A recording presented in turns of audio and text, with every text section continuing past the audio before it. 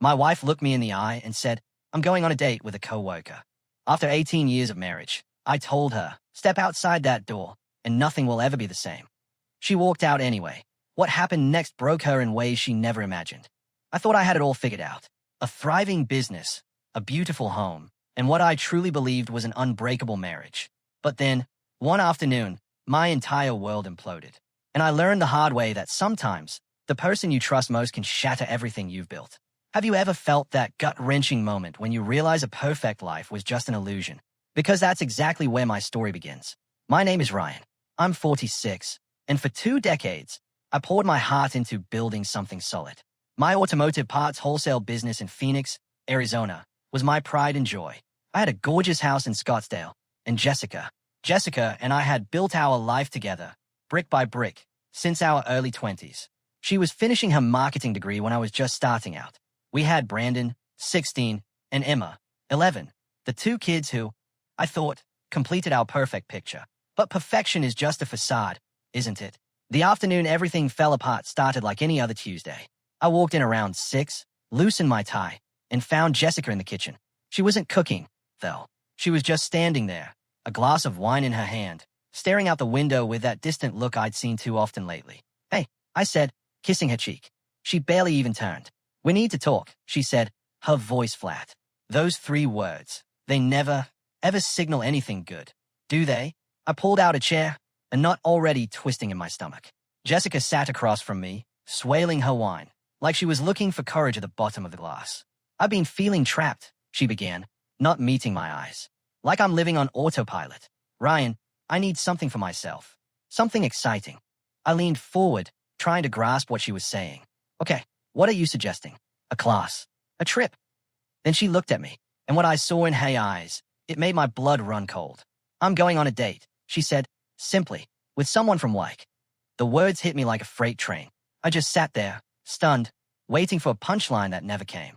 A date. I repeated, my voice barely a whisper. Jessica, you're married. We have children. What are you talking about? She set her glass down with deliberate calm. This isn't about you, Ryan. I just need to feel alive again. I'll make it up to you later. I promise. Make it up to me? As if she were asking to borrow the car for the weekend. 18 years of marriage, and she was asking for permission to be unfaithful, treating it like some kind of trial separation. Jessica, I said, my voice firm despite the molten rage building inside me. If you walk out that door to meet another man, there is no coming back. I'm warning you. This will change everything. She stood up, grabbed her purse from the counter. You're overreacting. I just need space to figure out who I am. I watched her walk to the door, and with every step, it felt like a knife twisting deeper. A part of me wanted to grab her, to shake her back to her senses, but I was frozen, clutching the edge of the table until my knuckles turned white. The door closed behind her, and the house fell silent, except for the ragged sound of my own breathing. That's when I knew. The woman I married was gone, and the battle for everything I had built was just beginning. I didn't sleep a wink that night. I sat in my home office, staring at the wall, trying to process it all. Brandon came down around 10 for a snack. Dad, where's Mom? He asked, leaning against the doorframe. I struggled to sound normal. She went out with some friends. She'll be back later. He nodded, but I saw the doubt in his eyes. At 16, he was smart enough to know something was wrong. Okay, good night, Dad. Good night, son. After he went upstairs, I grabbed my laptop and did something I never thought I'd do. I checked our bank account, our joint account, the transactions I saw. I didn't recognize any of them.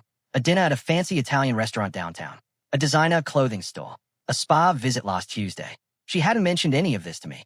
My jaw clenched as I kept scrolling. 3 months of charges, all small enough not to raise immediate suspicion. But together, they painted a chilling picture. She had been planning this.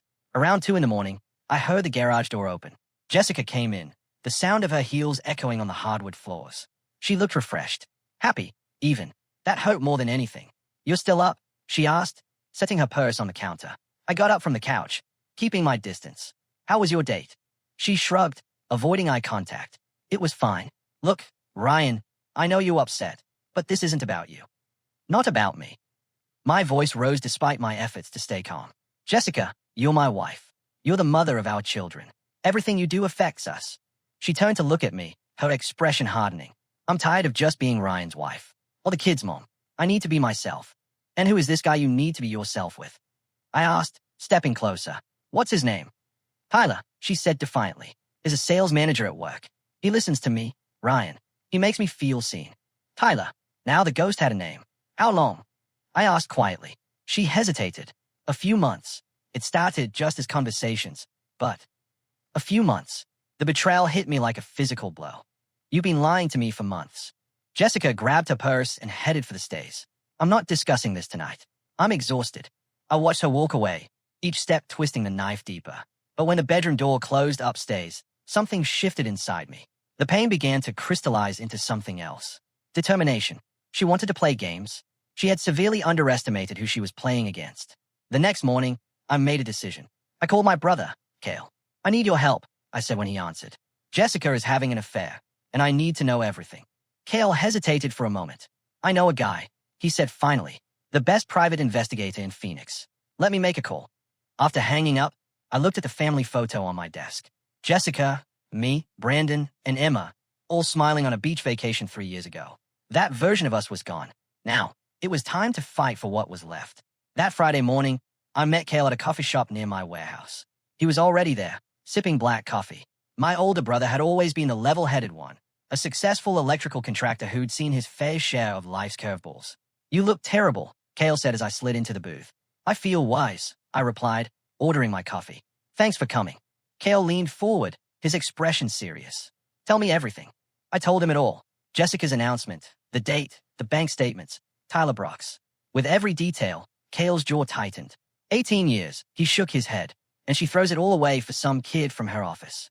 I stirred my coffee, exhaustion weighing heavily on me. I need to know what I'm up against, Cale. An emotional affair, or has it gone further? Cale pulled out his phone. I called Greg this morning. Best PI in the business. Is expensive, but worth every penny. He did some surveillance for a client going through a nasty divorce. The guy's a bloodhound. He texted me Greg's number. Call him today. The sooner you know what you're facing, the sooner you can protect yourself and the kids. And what about Jessica? I asked, a tiny, foolish part of me still wanting to fix this. Cale's expression hardened. Ryan, listen to me. The woman you married wouldn't have done this. Whatever Jessica has become, she's not thinking about you or those kids. You need to accept that and start protecting what matters. His words hurt, but they were true.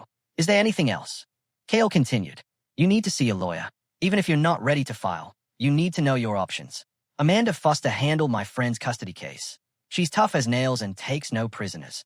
I nodded, feeling the weight of reality settling on me. This wasn't just about a crumbling marriage anymore.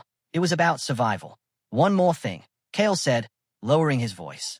Don't let Jessica know what you're doing. No confrontations, no threats. Quietly gather evidence. Get your affairs in order. And when the time comes, hit her with everything at once. It sounds cold, I said. It's strategic, Cale corrected. She has already shown you who she is. Believe her. After breakfast, I sat in my truck and called Greg Witter. He answered on the second ring. Greg Witter. Mr. Witter, my name is Ryan Mishi. My brother Cale gave me your number. I need your help. Tell me what's wrong, Greg said, his voice professional but not unkind. I explained the situation, Jessica's affair, Tyler Brock's, the need for evidence. I can help you, Greg said, but I need everything you have. Phone numbers, addresses, work schedules. The more information you give me, the faster I can work. When can we meet? This afternoon at 2. I'll text you my office address. As I drove to the warehouse, something changed inside me. The pain was still there, yes, but underneath, something harder, sharper, had formed. A determination to protect my children and everything I had built. Jessica wanted to play. She was about to learn that I didn't play to lose.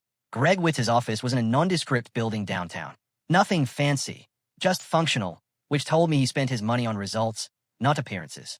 The man himself was in his 50s, with short gray hair, wearing jeans and a polo shirt. Ex-military, I guessed, from his posture. Ryan Mishi, he asked, extending his hand. That's me, I said, shaking it. His grip was firm, confident. Take a seat, Greg said, pointing to a chair. Cale speaks very highly of you. Says you're in a tough spot. I handed him a folder I'd prepared. Printed bank statements, Jessica's work schedule, Tyler Brock's information I'd found on LinkedIn, screenshots of suspicious charges. Greg thumbed through the documents with an unreadable expression. After a few minutes, he looked up. Your wife isn't being subtle, he said. That's good for us. It makes my job easier. Do you want to know if this Tyler guy is the only one? The question hit me like a punch. You think she could be seeing others? In my experience, Greg said bluntly, When someone is willing to throw away an 18-year marriage so casually, it's usually not their first time doing it. But we'll find out. I'll watch her. I'll follow her movements. I'll document everything. Photos, videos, everything. My stomach churned at the thought, but I nodded. How long? Give me a week, maybe 2. If she's careful. But from what you're showing me, she's not trying very hard to hide it. Greg leaned back in his chair. I have to ask, are you prepared for what I might find? I thought of Brandon and Emma, of the house we'd built together, of 18 years of memories that now felt tainted. I need to know the truth, I said firmly. Whatever it is. Good. Greg pulled out a contract. My retainer is $5,000. I charge $200 an hour plus expenses. Everything I find is admissible in court, photographed, documented. You'll receive a full report. I didn't hesitate. I took out my checkbook and wrote the amount. This was no longer about money. One more thing, Greg said as I got up to leave. Don't change your behavior with your wife. Act normally. Don't let on that you suspect anything beyond what she's already admitted. If she thinks you're investigating her, she'll become very discreet, and my job will get much harder. Understood, I said. That afternoon, I came home to find Jessica cooking dinner as if nothing had happened. Emma was setting the table, chattering about her day. Hi, Daddy, Emma said, running to hug me. I hugged her back, fighting to keep my voice steady. Hi, sweetie. How was school? Good. We're learning about the solar system. Jessica looked over from the stove. Dinner's almost ready. I met her eyes, seeing a stranger looking back at me, but I smiled and nodded. It smells great. We sat down at the table as a family. Brandon, quiet as usual, Emma talking nonstop about the planets. Jessica acted as if nothing was wrong, as if she hadn't just detonated our entire lives. I played along, asking questions, laughing at Emma's jokes. But inside, I was counting the days until Greg would have gave me the ammunition I needed. Because when the time came, Jessica was going to learn exactly what happened when you betrayed a man who had given you everything. 10 days later, Greg Witter called. We need to meet. I have what you asked for. My stomach tightened. A part of me, a tiny, naive part, still hoped he wouldn't find anything. That Jessica's date was just a moment of temporary insanity. But Greg's tone told me otherwise. I met him at his office that afternoon. He had a thick folder waiting on his desk, and his expression was grim. Before I show you this, Greg said, I want to make sure you're ready. What's in here is going to hurt. I took a deep breath. Show me.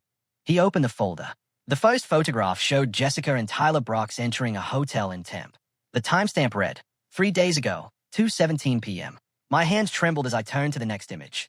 Them at a restaurant. Jessica laughing, her hand on his arm. Another photo showed them kissing in a parking lot. There's more, Greg said quietly. This isn't recent. I checked some records. This has been going on for at least 6 months, maybe longer. 6 months. Half a year of lies. I found something else, Greg continued, pulling out another document. Financial records. Jessica has been transferring money from your joint account to a separate account. About $40,000 over the last 4 months. The betrayal hit me like another physical blow. She wasn't just having an affair. She was stealing from me, planning her exit strategy while I worked 60 hours a week to support our family. There's one more thing you should know, Greg said, his voice careful. This Tyler Brox guy, he's 31, single, works in sales at her company. But here's the interesting part. He's been asking her for information about your business contacts. I think he's been trying to use your connections to get contracts. My vision blurred with rage. He's using her. It looks that way, Greg confirmed. I did some digging. He's ambitious, not exactly known for his ethics. Your wife might think this is some great love story, but to him, she's a means to an end. I closed the folder, my hands shaking, and the affair itself. Physical proof. Greg hesitated. Hotel records show they've checked in together 7 times in the last 2 months. I have photos of them going in and out. I can't get pictures of what happens inside, but the circumstantial evidence is overwhelming. I stood up abruptly. I needed to move, to do something with the fury building inside me.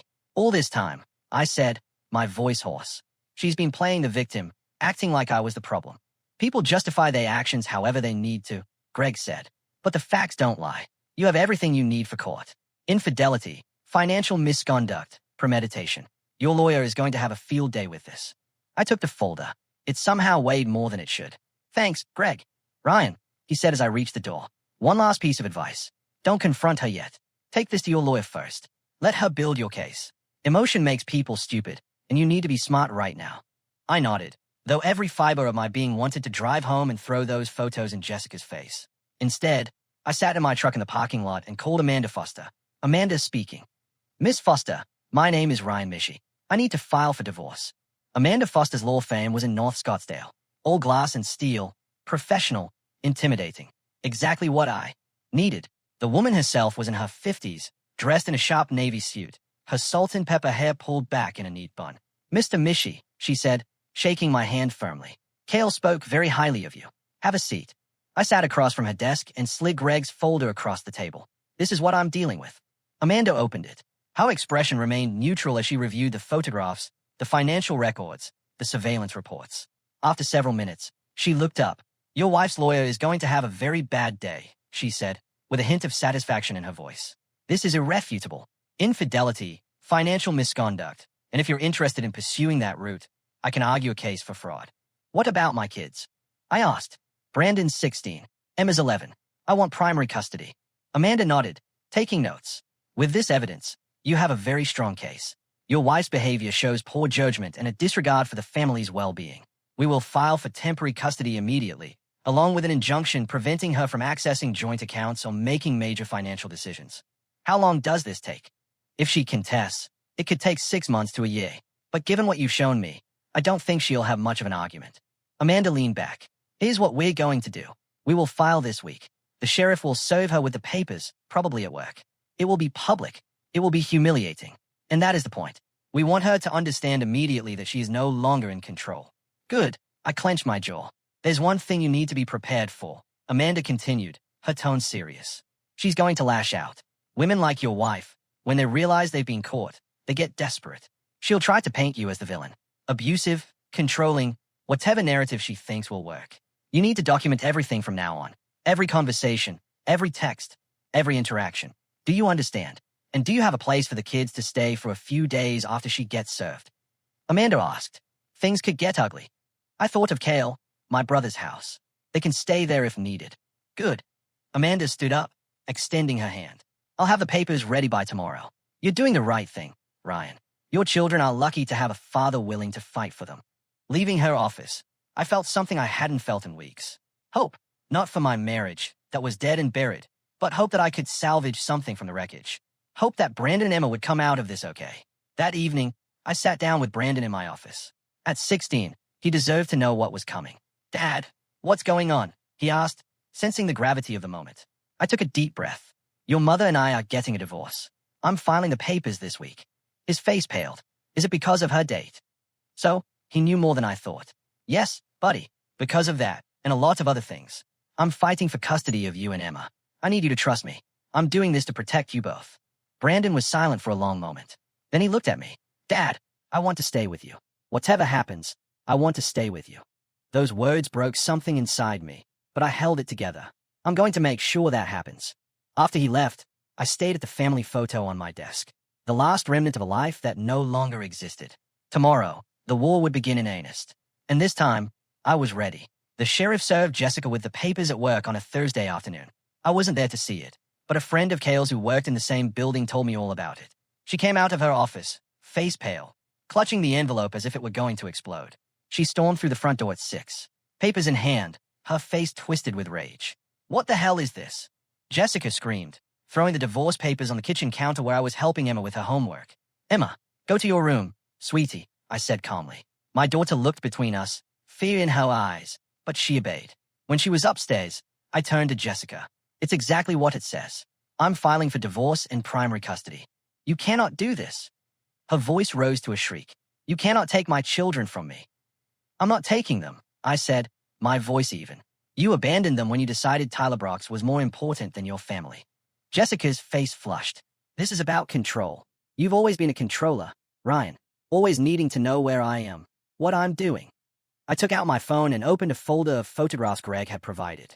This is about 18 years of marriage that you threw away for a 31-year-old guy who's using you for your business contacts. Did you really think Tyler cared about you?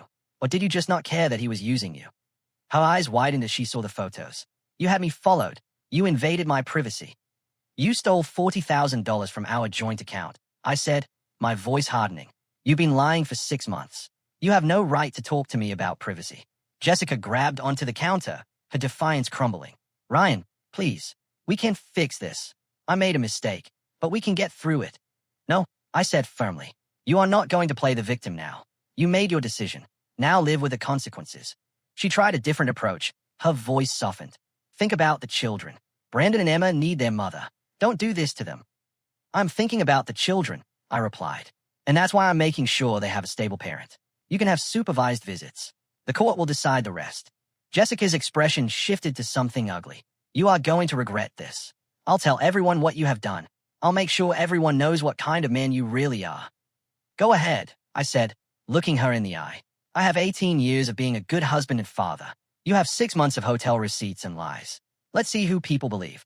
She grabbed her purse and stormed towards the door. Then she turned back. This is not over, Ryan. Yes, it is. After she left, Brandon came downstairs. He had obviously been listening. Dad, are we going to be okay? He asked quietly. I put my arm around his shoulders. Yes, son, we are going to be okay. 2 days after Jessica was served, she exploded on Facebook. I woke up Saturday morning to dozens of notifications. Friends, colleagues, even clients messaging me about her post. I opened Facebook and my stomach churned. After 18 years of marriage, I have finally found the courage to speak my truth. Jessica had written, I have endured years of emotional manipulation and control. My husband has isolated me from my friends, monitored my every move, and made me feel like I was losing my mind. I stayed for my children, but I can't anymore. To anyone in a similar situation, you are not alone. Speak your truth. #survivor #abuse recovery. The post had over 200 reactions and dozens of comments, mostly from her friends offering support, but a few questioning her. My phone rang. It was Kale. Have you seen this garbage? My brother demanded. Ryan, you have to respond. She's destroying your reputation. Amanda told me not to engage, I said, though my hands were shaking with anger. Let her dig her own grave. At least screenshot everything. This is defamation. Your lawyer can use it. I spent the next hour documenting Jessica's post and every comment. Then something unexpected happened. A comment from Rachel Coleman, one of Jessica's lifelong friends. Jess, I love you, but this doesn't add up. Ryan has been nothing but supportive of you. Maybe you should handle this privately. Within minutes, Rachel's comment was deleted, and Jessica had blocked her. Then my phone rang. It was Rachel. Ryan, I'm so sorry, she said immediately. I didn't want to get involved, but I can't stay silent. Jessica has been bragging about Tyler for months. She told me you were boring, that she deserved better. This victim act is complete nonsense. Would you be willing to testify to that? I asked. Rachel hesitated, then said firmly, yes. She's lying, and your kids don't deserve this. Thank you, Rachel. I forwarded everything to Amanda, who called within the hour. This is gold. Amanda said, satisfaction in her voice. She's committing libel in real time. We'll add it to the lawsuit, and Rachel's testimony is going to destroy Jessica's credibility. That afternoon, I got another call from a number I didn't recognize. Mr. Mishi, I'm Victoria Brox, Tyler's ex-wife. My heart instantly sped up. Mrs. Brox, what can I do for you? I know what your wife and my ex-husband have been up to, Victoria said, her voice tight with anger. And I think you should know that Jessica wasn't Tyler's first affair. He has a pattern. He targets older women in corporate settings, uses them for their contacts, and then moves on. Would you be willing to share what you know? I asked. Absolutely, Victoria said. Tyler destroyed my family. If I can help prevent him from doing the same to yours, I will. I have texts, emails, everything. Your wife isn't special to him. She's just another one of his victims. After I hung up, I called Amanda again. We have Tyler Brock's ex-wife willing to testify. She is proof that Jessica is just one in a pattern. Amanda actually laughed. A real laugh. Ryan, your wife just handed us the case on a silver platter. Between Rachel, Victoria, the financial records, and her social media meltdown, she doesn't stand a chance. For the first time in weeks, I allowed myself to feel something like relief. The courtroom was packed on the day of the final hearing. Jessica sat at the defendant's table with her lawyer, a young guy who looked like he wished he were anywhere else. Amanda sat beside me, her folder full of evidence, her expression confident. The judge, a woman in her 60s named Ellen Rodriguez, reviewed the case file as we waited. Finally, she looked up. This court will hear testimony on the matter of custody and division of assets in the matter of Mishi versus Mishi, Judge Rodriguez said. Miss Foster, you may begin. Amanda stood up immediately, commanding the room. Your Honor, this case is straightforward. Mr. Mishi has been a devoted father and husband for 18 years. The evidence will show that Mrs. Mishi carried on a prolonged extramarital affair, committed financial fraud by stealing $40,000 from the joint accounts, and demonstrated a pattern of deceit that makes her unfit for primary custody. She presented Greg's photographs, the financial records, and Rachel Coleman's testimony. Then Victoria Brox took the stand. Mrs. Brox, How do you know the defendant? Amanda asked. Jessica Mishi is having an affair with my ex-husband, Tyler, Victoria said clearly. Tyler has a pattern of targeting married women in corporate settings. He uses them for their business contacts and then discards them. I have proof that he has been asking Mrs. Mishi about her husband's automotive contacts to benefit his own career. Jessica's lawyer tried to object, but Judge Rodriguez overruled him. Continue, Miss Foster. Rachel testified next, describing how Jessica had bragged about the affair and shown no remorse. Then Brandon took the stand. Brandon, how has your mother's behavior affected you? Amanda asked gently. My son's voice was steady, mature for his 16 years. She stopped being present. She was always on her phone, always going out. My dad has been the one helping with homework, cooking dinner, making sure Emma and I were okay. I want to live with him. I watched Jessica's face crumble as her son spoke, but I felt no satisfaction, only sadness for what she had destroyed. Jessica's lawyer tried to paint her as a victim of a controlling husband, but it didn't work. When Jessica took the stand, Amanda destroyed her credibility with surgical precision. Mrs. Mishi, you stated in your social media post that your husband was controlling, yet you had free access to all the bank accounts. Correct? Yes, but... And you used that access to steal $40,000 over 4 months. Jessica's face flushed. I wasn't stealing. I was protecting myself. Protecting yourself by funding an extramarital affair. Amanda's voice was sharp. No further questions, Your Honor. Judge Rodriguez took a short recess, then returned with her decision. I have reviewed all the evidence and testimony, she said. Mrs. Mishi's actions demonstrate a profound lack of judgment and a disregard for the well-being of her children. Mr. Mishi is hereby granted primary physical custody of both minor children. Mrs. Mishi will have supervised visits every other weekend, to be reviewed in 9 months. Furthermore, Mrs. Mishi is ordered to return the $40,000 she withdrew without consent, plus court costs and a portion of Mr. Mishi's legal fees. The judge's gavel sounded, and it was all over. Jessica sat frozen, her lawyer whispering urgently in her ear. I stood up, shook Amanda's hand, and walked out of that courtroom with my head held high. Outside, Brandon and Emma were waiting with Kale. Emma ran to me, and I scooped her up in my arms. Is it over, Daddy? She asked. Yes, sweetie, it is over. We're going home. 8 months after the divorce was final, life had found its rhythm again. Brandon was thriving in his junior year of high school, even talking about colleges. Emma had joined the soccer team and was making new friends. The house felt lighter, as if we could all finally breathe. I had sold the Scottsdale house, too many bad memories, and bought a smaller one in North Phoenix with a big backyard. The kids had helped me pick it out, and it felt like ours in a way the old house never did. The automotive business was doing better than ever. It turns out, when you're not emotionally wrecked by your spouse's betrayal, you can really focus on work. I had landed 2 major contracts and hired 3 new employees. Jessica's supervised visits were awkward at first. She would show up looking diminished, quiet, in a way she had never been before. Tyler had left her 2 months after the divorce was finalized, exactly as Victoria had predicted. Apparently, once Jessica lost access to my business contacts, he no longer had a use for her. One Saturday afternoon, Jessica asked if she could speak with me after dropping Emma off. What is it? I asked, keeping my tone neutral. I wanted to say, I'm sorry, Jessica said, her eyes red. For everything. I destroyed our family because I was selfish and stupid. I don't expect you to forgive me, but I wanted you to know. I regret all of it. I studied her for a long moment. The anger that had sustained me through the worst of it was gone, replaced by something closer to pity. I appreciate you saying that, I said finally, but it doesn't change anything. You made choices, and we all have to live with them. I know, she whispered. Can I ask one thing? Can I spend more time with the kids? I want to rebuild that relationship. I thought about Brandon and Emma, about their right to a relationship with their mother. If you can prove to the court that you are stable, at a job, in therapy, and no more Tylers or anyone like him, then we could talk about modifying the custody agreement. But it's up to you to earn it. Jessica nodded, tears streaming down her face. Thank you, Ryan. I will do better, I promise. As she left, I felt something unexpected. Hope, not for us, but for her to become someone our children could respect again.